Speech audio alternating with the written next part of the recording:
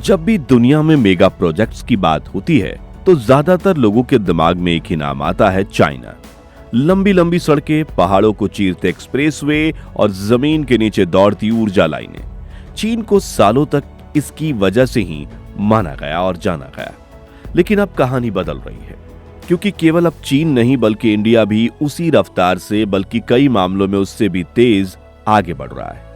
पहले जहां भारत को इंफ्रास्ट्रक्चर के मामले में पीछे समझा जाता था, आज वही भारत ऐसे मेगा प्रोजेक्ट्स पर काम कर रहा है जो सीधे देश की ताकत, अर्थव्यवस्था और आम आदमी की जिंदगी बदल रहे हैं। सड़कें हों, एक्सप्रेसवे हों या जमीन के नीचे चलने वाली ऊर्जा के लिए बड़ी बड़ी नहरें हों, भारत अब सिर्फ सीख नहीं रहा बल्कि दुनिया को दिखा रहा है कि वो भी बड़े सपने देख सकता है और उन्हें पूरा करने की ताकत रखता है। और आज हम बात करने वाले हैं भारत के उसी मेगा प्रोजेक्ट की जो दिखता नहीं लेकिन पूरे देश को जोड़ता है। एक ऐसा प्रोजेक्ट जो चीन की तर्ज पर बना है लेकिन भारतीय जरूरतों के हिसाब से और भारतीय भविष्य को ध्यान में रखकर। हम बात कर रहे हैं भारत की गैस पाइपलाइन परियोजना की। एक ऐसा नेटवर्क जो जमीन के नीचे चलता है लेकिन देश की तरक्की को ऊपर उठाता है। अब जरा पीछे चलते हैं। कुछ साल पहले तक भारत में ज्यादातर घरों में एलपीजी सिलेंडर ही गैस का मुख्य साधन था। शहरों में तो फिर भी ठीक था, लेकिन छोटे शहरों और गांवों में सिलेंडर मिलना, उसका दाम और समय पर सप्लाई एक बड़ी परेशानी थी। ऊपर से पेट्रोल और डीजल की बढ़ती कीमतें, प्रदूषण की समस्या और बाहर से तेल गैस पर निर्भरता, ये सब मिलकर सरकार के सामने एक बड़ा सवाल खड़ा कर रहे थे। आखिर कोई स्थायी और सस्ता समाधान क्या हो सकता है? यहीं से प्राकृतिक गैस और गैस पाइपलाइन का विचार तेजी से आगे बढ़ा। प्राकृतिक गैस को आम भाषा में समझे तो ये साफ सुथरा ईंधन है। इसमें धुआं कम निकलता है, कार्बन उत्सर्जन भी कम होता है और इस्तेमाल भी आसान है। लेकिन गैस का असली फायदा तभी मिलता है जब वो हर घर, हर फैक्ट्री और हर शहर तक आसानी से पहुंचे। इसके लिए जरूरी है एक मजबूत और लंबा पाइपलाइन नेटवर्क जो समुद्र के किनारे बने टर्मिनल से लेकर देश के अंदरूनी इलाके तक गैस पहुंचा सके। भारत में इस सपने को हकीकत में बदलने के लिए कई बड़ी परियोजनाएं शुरू की गईं। इनमें से एक बहुत अहम नाम है GAIL, gas authority of India limited यानी गेल। देश की सबसे बड़ी गैस पाइपलाइन कंपनी है। गेल ने दशकों पहले गैस पाइपलाइन बिछाने का काम शुरू किया और आज इसके हजारों किलोमीटर लंबे पाइप देश के अलग अलग हिस्सों में फैले हुए हैं। लेकिन असली रफ्तार तब आई जब सरकार ने गैस आधारित अर्थव्यवस्था का सपना सामने रखा। सरकार का लक्ष्य साफ था कि सरकार भारत की ऊर्जा खपत में गैस की हिस्सेदारी बढ़ाना चाहती है। पहले यह हिस्सेदारी बहुत कम थी, लेकिन अब इसे धीरे धीरे दोगुना करने की योजना बनी। इसी सोच के तहत एक बड़ी योजना सामने आई जिसे लोग ऊर्जा गंगा के नाम से भी जानते हैं। इस परियोजना का असली मकसद था देश के पूर्वी राज्यों तक गैस पहुंचाना, जहां पहले गैस की पहुंच बेहद सीमित थी।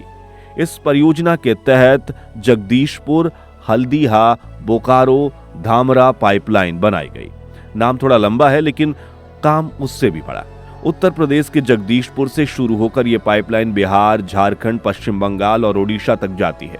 सोचिए, हजारों किलोमीटर लंबी पाइपलाइन खेतों के नीचे, नदियों के नीचे, सड़कों के नीचे से गुजरती हुई, कहीं पहाड़, कहीं नदी, कहीं घनी आबादी, हर जगह से रास्ता बनाना आसान नहीं था।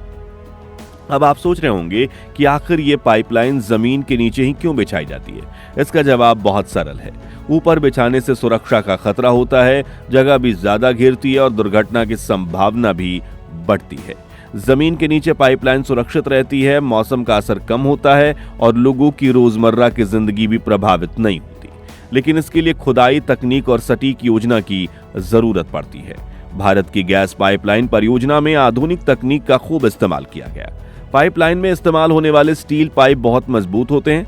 इनके अंदर गैस बहुत ज्यादा दबाव में बहती है, इसलिए हर जोड़ का बेहद सावधानी से जोड़ा जाना जरूरी है। पाइपलाइन बिछाने के बाद उसका परीक्षण किया जाता है ताकि कहीं से रिसाव ना हो। इसके अलावा पूरे नेटवर्क पर निगरानी के लिए कंट्रोल रूम बनाए जाते हैं, जहां से 24 घंटे सब कुछ देखा जाए। 25,429 किलोमीटर गैस पाइपलाइन नेटवर्क।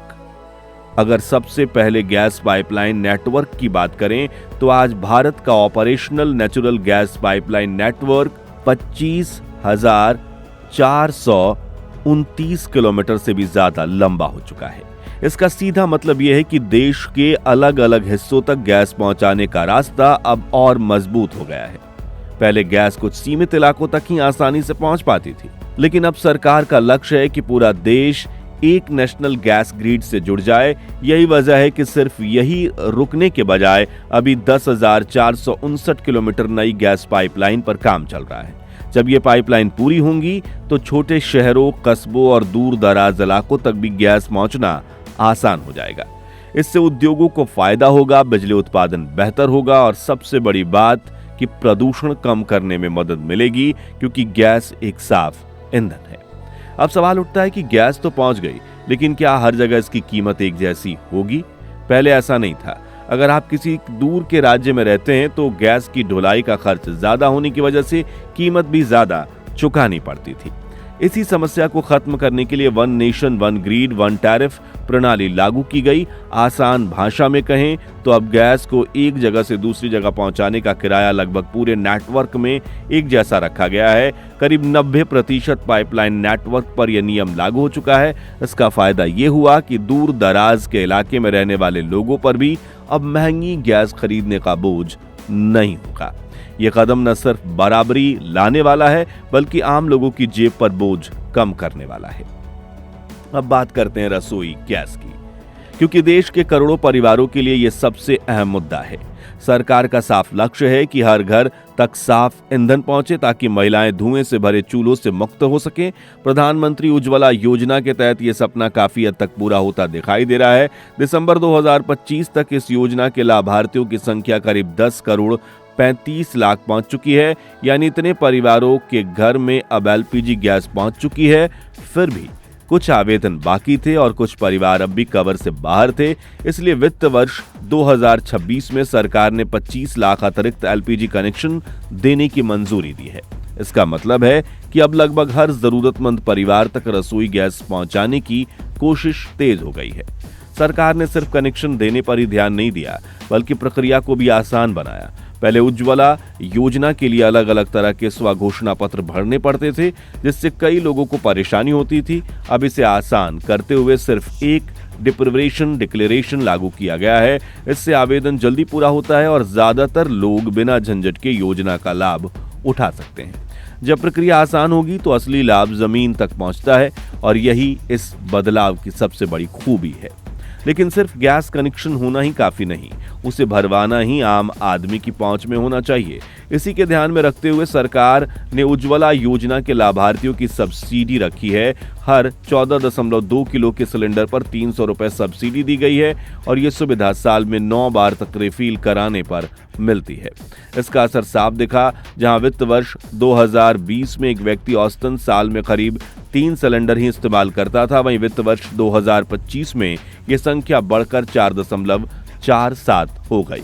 वित्त वर्ष 2026 में तो यह औसतन करीब 4.85 सिलेंडर सालाना तक पहुंच गई। इसका मतलब साफ है कि लोग अब एलपीजी को अपनाने लगे हैं और लकड़ी या कोयले जैसे पुराने ईंधनों से दूर जा रहे हैं, जिससे सेहत भी सुधर रही है और पर्यावरण भी सुरक्षित हो रहा है। सरकार ने सिर्फ बड़ी पाइपलाइन ही नहीं, बल्कि सिटी गैस डिस्ट्रीब्यूशन नेटवर्क पर भी जोर दिया है। छोटे छोटे शहरों में गैस पाइपलाइन पहुंचाई जा रही है। आज से ऐसे कई शहर जहां पहले गैस का नामो निशान नहीं था, लेकिन अब घरों और दुकानों तक गैस पाइप से गैस पहुंच रही है। इससे रोजगार भी बढ़ा है, क्योंकि पाइपलाइन बिछाने, रखरखाव और वितरण के लिए हजारों लोगों की जरूरत पड़ती है। दोस्तों, इस प्रोजेक्ट को लेकर आपकी राय क्या है? हमें कमेंट बॉक्स में जरूर बताएं। अगर आपको ये वीडियो अच्छी लगी हो तो लाइक और शेयर करना ना भूलें। जय हिंद।